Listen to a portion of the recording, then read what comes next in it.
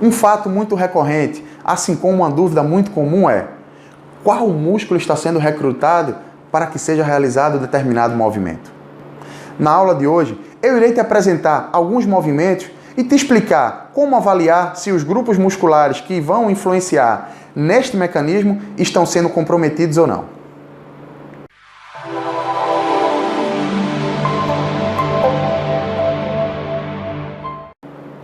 Muitas vezes, nós buscamos entender que músculo ou que grupos musculares estão entrando em ação para que seja realizado um movimento. Existem músculos específicos que muitas vezes eles não são observados e que esses músculos eles não conseguem ser mensurados por nenhum teste ou nem mesmo através da palpação. Isso dificulta bastante nós entendermos músculo por músculo para que nós possamos saber se está havendo um recrutamento correto ou incorreto de um tecido muscular ou de grupos musculares para a realização daquele movimento. Para tornar o entendimento mais fácil e a compreensão para traçarmos um plano de tratamento, existe uma forma simples e prática, onde nós conseguimos entender a mobilidade tecidual e que grupos musculares podem estar influenciando em todo aquele trajeto de movimento, seja ele no âmbito tecidual ou no âmbito articular. Eu quero destacar para você movimentos específicos do nosso corpo que irão favorecer o nosso entendimento para sabermos que grupos musculares estão sendo comprometidos e causando um déficit tanto na mobilidade articular quanto na mobilidade tecidual. Eu quero destacar para você movimentos como, por exemplo, o movimento de flexão e extensão do tronco, as inclinações do corpo para a direita e para a esquerda, além das torções, como, por exemplo, as torções anteriores e as torções posteriores.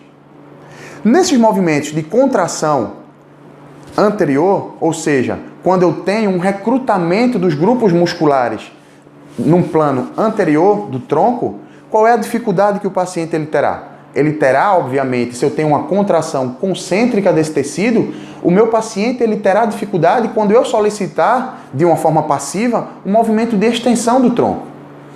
Se ao realizar, por exemplo, uma extensão do tronco de forma passiva, eu percebo que esse paciente apresenta dificuldade, eu posso estar diante, principalmente, de um recrutamento dos músculos que fazem esse movimento reto na parede abdominal e na região do tronco anteriormente.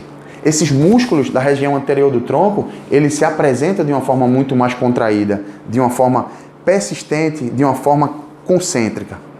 Ao contrário, se eu busco um movimento de flexão do tronco, também de uma forma passiva, e esse paciente apresenta dificuldade, muito possivelmente eu tenho os músculos responsáveis por uma extensão ou por um movimento reto de extensão do tronco de forma contraída. Se eu apresento uma dificuldade de inclinação para um lado ou para o outro, possivelmente o principal foco do meu trabalho será nos músculos laterais do tronco. A mesma coisa acontece dos movimentos de torção. Se eu tenho uma torção anterior, e aí o que é uma torção anterior? É quando o meu ombro ele vem de encontro ao meu quadril do lado oposto pela frente, pela região anterior do meu tronco. Ou seja, se eu levo o meu ombro direito para o quadril esquerdo, eu estou realizando um movimento de torção anterior para o lado do quadril, ou seja, para o lado esquerdo.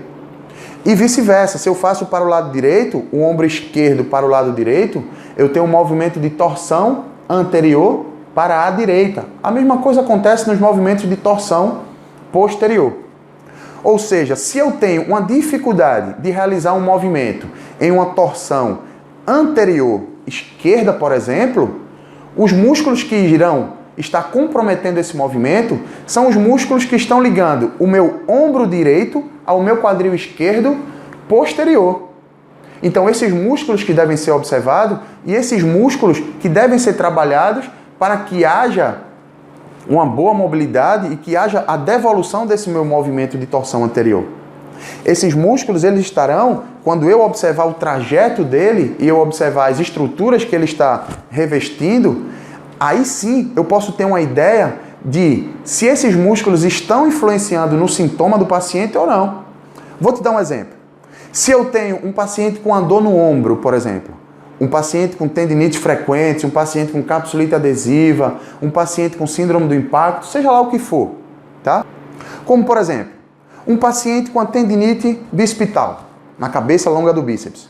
O que é que nós vamos pensar inicialmente? Pô, se eu tenho uma tendinite na cabeça longa do bíceps, muito possivelmente esse tendão ele está sendo tracionado, ele está sendo tensionado o tempo inteiro.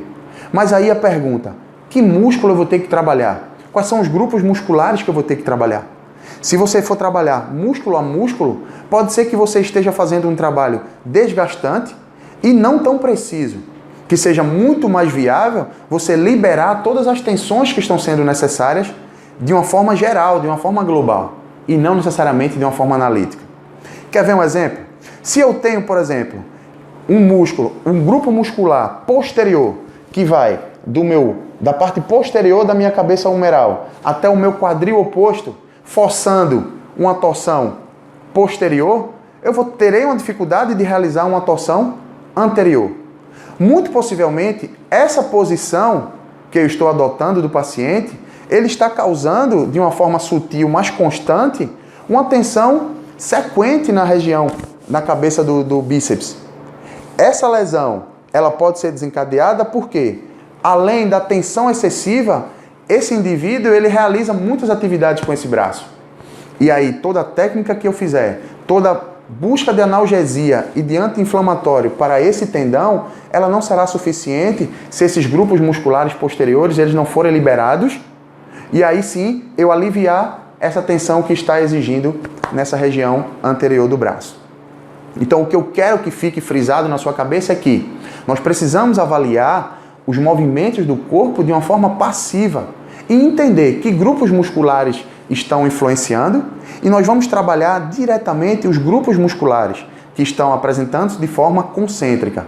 Dessa forma, nós iremos trazer uma mobilidade natural e uma perda de sobrecarga em várias estruturas do meu corpo, aliviando assim tensões na região tendínea e na região das articulações. Mais para frente nós teremos aulas, e nós teremos uma aula específica detalhando como identificar o tipo de grupo muscular que nós iremos trabalhar e como, principalmente, nós iremos agir para causar a liberação dessas tensões para que elas não executem de uma forma muito intensa e causem sobrecargas articulares e teciduais. Espero que você tenha entendido, tenha compreendido a necessidade de observar o movimento e entender que grupo muscular está sendo responsável pelo seu bloqueio. Então, fica ligado nas próximas aulas que nós iremos destrinchar cada vez mais esses fatos e como nós vamos interferir em cada músculo desse e em cada movimento desse perdido. E nos vemos na próxima aula.